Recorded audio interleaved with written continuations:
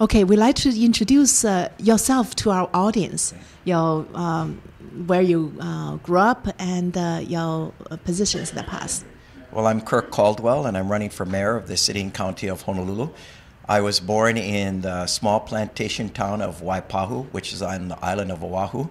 And as a young kid, we moved to Hilo, Hawaii, which is the big island in the state of Hawaii, and grew up in Hilo, which is a very small, another plantation town. And both of these small rural communities really shape who I am to this very day, both in terms of how my style of leadership works. It's collaborative, we work together, and two, I work really hard. And these two small towns taught me both of those valuable lessons. What about positions, the kind of work experience you've had that will help you to, Yes. work as a mayor? Well, I'll give you a little bit of my background. I went to high school on the Big Island. I went to college at Tufts University, where I got majored in economics, got a degree in economics, and then went on to the Fletcher School of Law and Diplomacy, which is one of the best foreign affairs schools in our country. Got my Master's of Arts in Law and Diplomacy. I worked for Senator Dan Inouye for 4 years in Washington, D.C., and then went on to the William S. Richardson School of Law, where I was on the law review, and then I did a clerkship for our Chief Justice, William S. Richardson, and from there went to the law firm of Asher & Riston, where I was an associate and then a partner, one of the managing partners of the firm, and have spent about 30 years at that law firm. I've also served in the State House for 6 years. My first 2 years as the vice chair of the Transportation Committee, where I put in the rail bills to jumpstart the debate on rail once again. My second 2 years as chair of the Labor Committee, and my last 2 years as the majority leader of the State House. I've also served as the managing director for the city and county of Honolulu in 2009 to 2010, and I was the acting mayor of the city for 4 months. Well, great. You have an amazing experience there. Had a lot of good experiences. Yeah, a couple questions. If you become the mayor, first question is regarding Chinatown. Chinatown is right next to the homeless park, and there's concerns about cleanliness. Right. And there's a drug and crime issues there. Right. So just wonder what kind of plans you might have to shape up Chinatown to help the Chinatown businesses and people there. First, let me say this about Chinatown. It is the heart of the city and county of Honolulu. It's the oldest part of our town. It's a very vibrant part of town. We have a lot of markets, a lot of stores. It's where a lot of first-generation immigrants from Asia get their start. It's the American story being told in a local way right here in the city and county of Honolulu. And I'm very proud of Chinatown. It does need a lot of attention given to it because of the struggles regarding homelessness and crime. The homeless like Chinatown because there's an abundance of food that they can find. And so we need, as a city, to do a better job.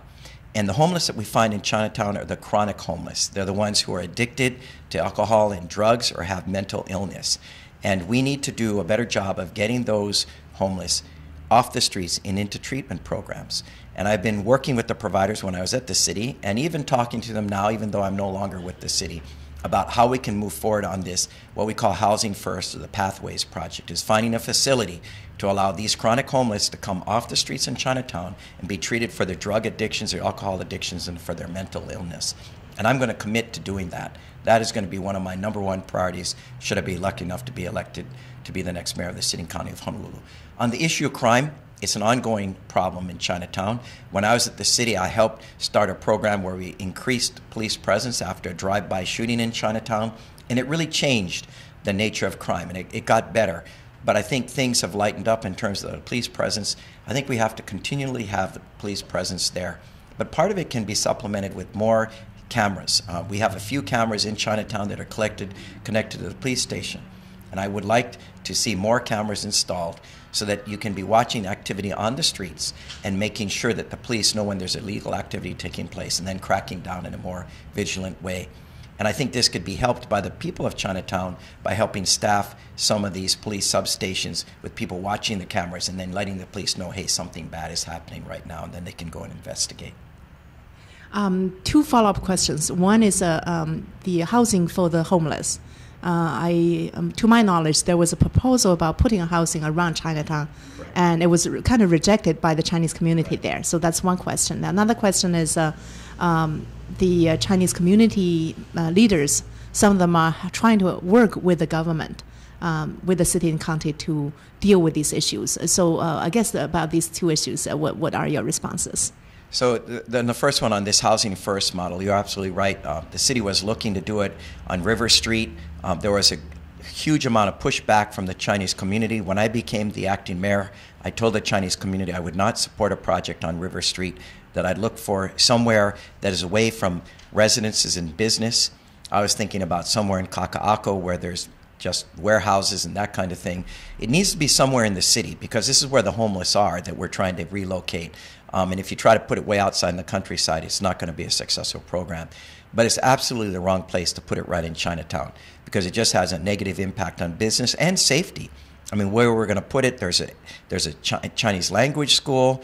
Yeah, you have one of those temples. I mean, it just was ill-conceived, and I don't support that. Regarding businesses and the community in Chinatown working with the city, I think, the city needs to continually reach out to that community. We have a lot of programs, we have a lot of resources, but we need the Chinese community in Chinatown to help us to do a better job. It is a partnership. It's working together as one that we need to in order to be successful. And I do think my style of collaborative leadership, of reaching out to this community, is something that you're going to see should I, again, be lucky enough to be elected to be the next mayor.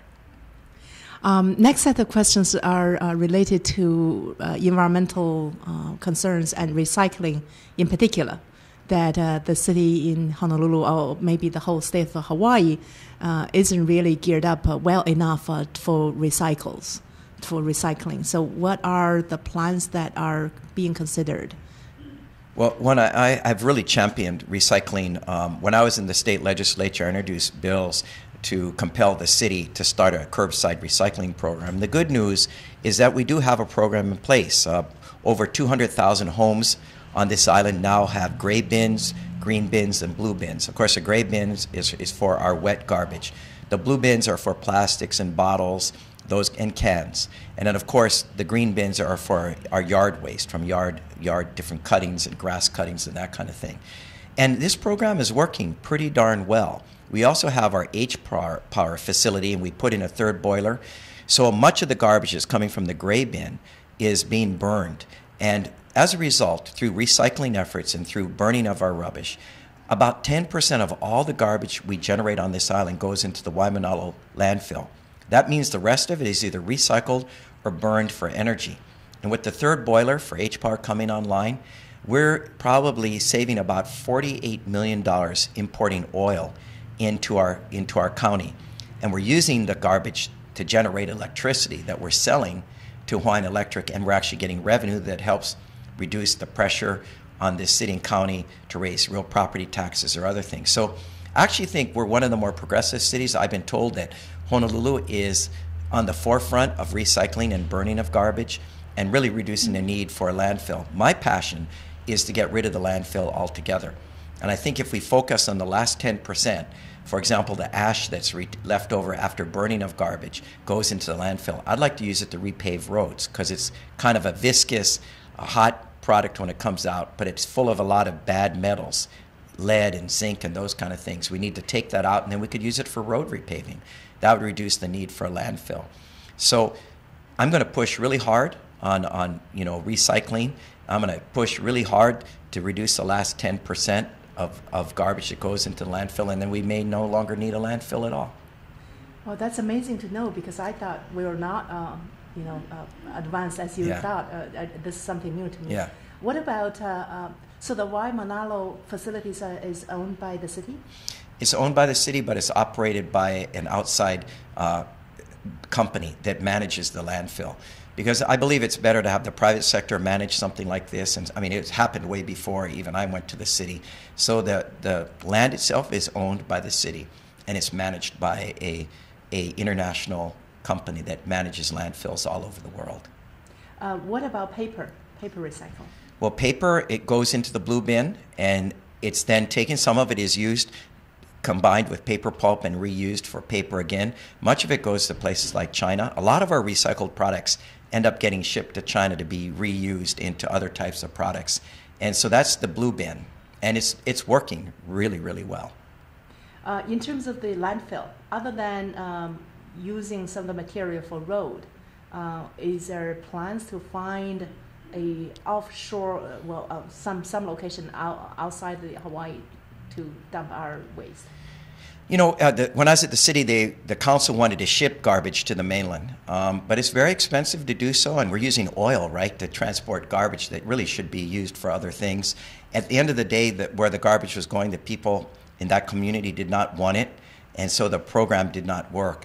I think it's the wrong way to go. I don't think we should be spending our valuable dollars in oil to ship our garbage somewhere else. We need to be responsible citizens of the world and of this community, and we should make better use of our garbage that we generate, one, by burning it, recycling it, and maybe not generating as much. One thing I would encourage the people, if I were mayor, is to have them generate less garbage. How do you do that in a home? Part of it is creating worm bins, putting some of your organic waste back into the yard as fertilizer, buying products with not as much packaging, taking your own shopping bag to the supermarket like they do around the world instead of always getting paper bags or plastic bags. All of these things, individual action, can make a huge difference in how we live and how we handle our garbage problem on this island. Next question is regarding the rail. That itself is a big question, and we probably don't have that much time to tackle it now. But we could talk for an hour just on rail itself. Yeah, but just quickly, what are the pros and cons of rail?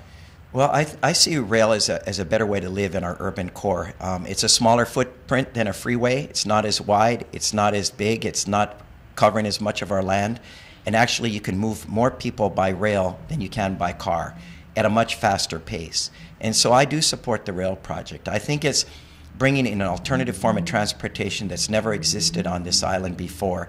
And it's going to help move our city into the 21st century. It's infrastructure that is going to make us live better for 100 years from now. And every major city around the world, whether in Asia or whether in Europe or in the rest of the United States, the most progressive cities have an integrated transportation system. That means bus connected to rail, connected to off-grade bike paths, ferries even along our shore. And we need to look at this. I'm going to be passionate about it, and rail is a component of it. The last question is, if you were become a mayor, how do you want to make your mark? Well, I think for me, it is rebuilding our infrastructure in the urban core. That means redoing our sewer system so it can handle capacity for 100 years from now.